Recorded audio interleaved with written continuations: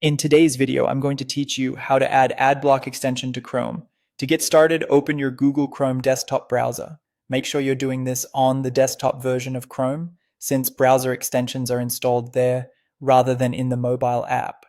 Once Chrome is open, the next goal is to go directly to the official AdBlock page on the Chrome Web Store.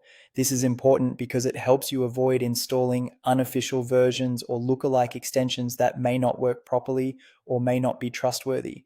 When you're on the official AdBlock listing in the Chrome Web Store, look over to the right-hand side of the page. You should see a blue button labeled Add to Chrome.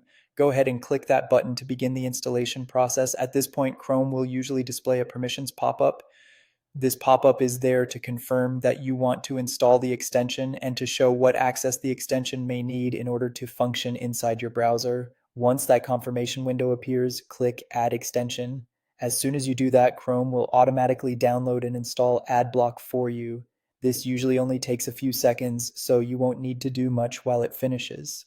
After the installation is complete, the extension will be added to Chrome, but depending on your browser layout, it may not immediately appear directly on the toolbar.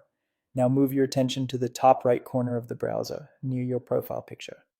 In that area, you'll find the extensions icon. It typically looks like a small puzzle piece.